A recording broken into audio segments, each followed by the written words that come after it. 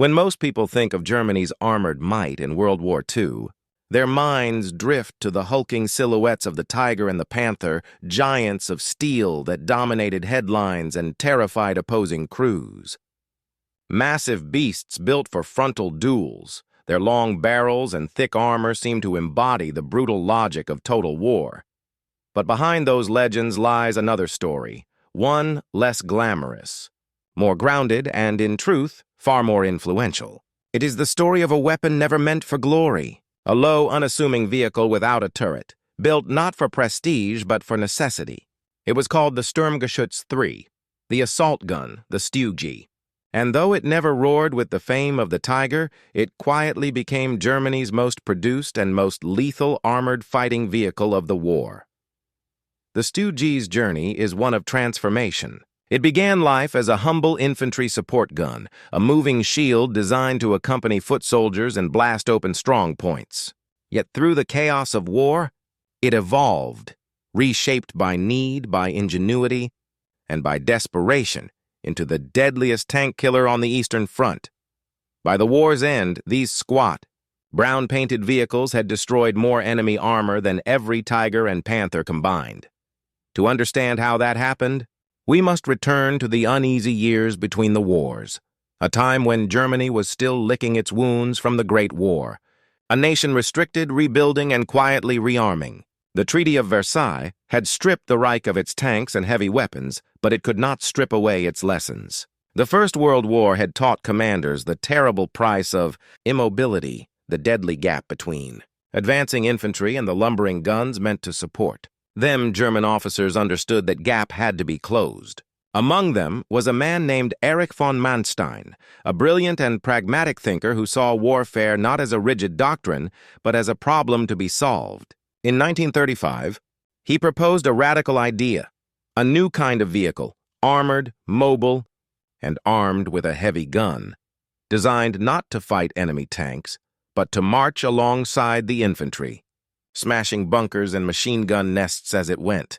This would not be a tank. It would not need a turret. It would be a Sturmgeschütz, an assault gun, a steel partner to the soldier. Small platoons of these vehicles could act as mobile artillery, keeping pace with the infantry and blasting through whatever obstacles lay ahead. Not everyone agreed. Visionaries like Heinz Guderian, father of the Panzer divisions, argued that tanks themselves could fill this role. The Panzerfoe, after all, carried a gun meant to support infantry. Why build another machine for the same job? But Manstein insisted an assault gun was not a tank. It was a bridge between the infantry and the artillery, cheaper to make, easier to hide, and perfectly suited for coordinated ground warfare.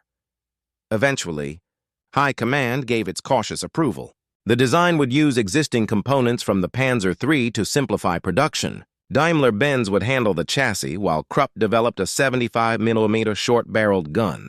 By 1937, the first prototypes rolled out. 5 small, boxy machines, their hulls built from mild steel, more like moving test beds than weapons of war. They were low to the ground, with a fixed casemate instead of a turret.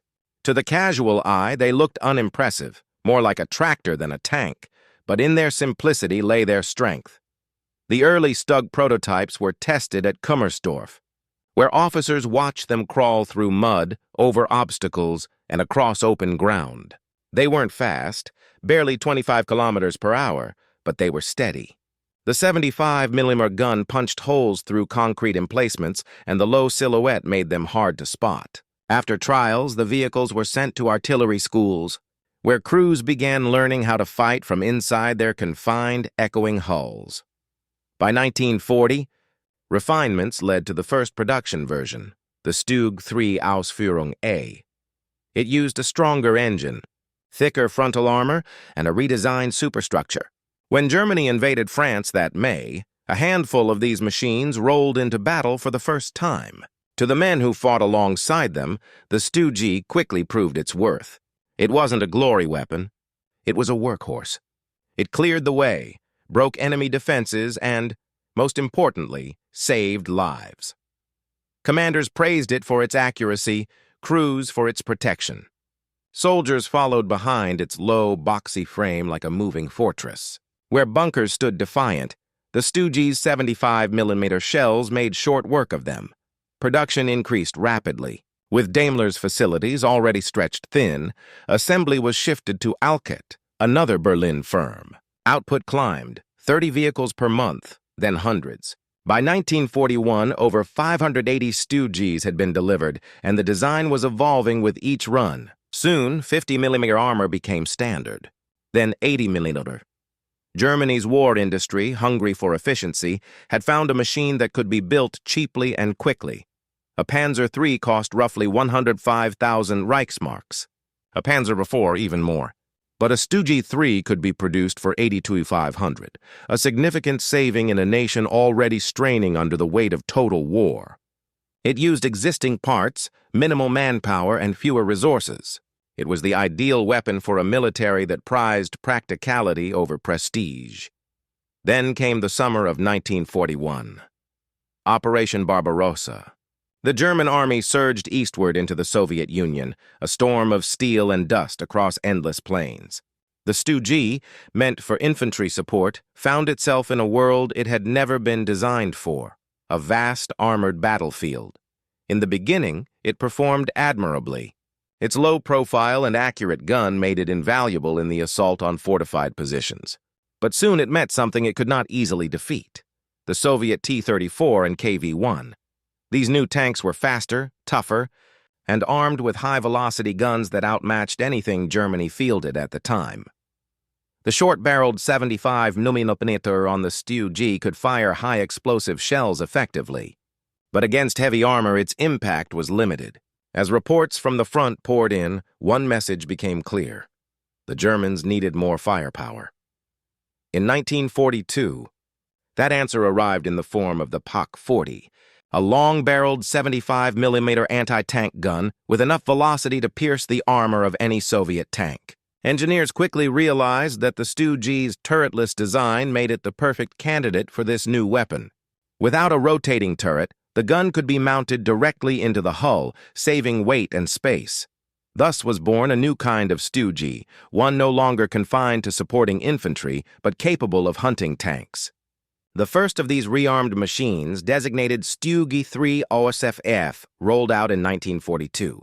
Its long gun gave it range, accuracy, and deadly penetration power. On the Eastern Front, where visibility stretched for miles across open plains, this mattered immensely. Suddenly, the humble assault gun became a predator. Crews learned to ambush Soviet armor from concealed positions, taking advantage of their low silhouette to strike first. A single well-placed shot could disable even the fearsome T-34. For once, the balance tilted back toward the Germans. In this way, the StuG transformed, almost by accident, from an artillery companion into one of the first true tank destroyers in history. By the time the snows of 1942 began to fall, the vehicle that had once followed behind infantry was now leading the fight. Its new gun could kill at distances once unthinkable. It was small, stable, and surprisingly accurate. Crews spoke of its reliability, of how it could take punishment and keep fighting. This evolution marked a turning point not just for the vehicle, but for the entire philosophy of German armored warfare. In the desperate battles that followed, from the streets of Stalingrad to the fields of Kursk, the StuG became the backbone of Germany's armored defense. Its low brown hulls, often caked in mud or camouflaged with branches, dotted the Eastern Front. In the words of one Soviet tanker, "Where there is one StuG, there are always more waiting." By early 1943, production had skyrocketed. Variants multiplied.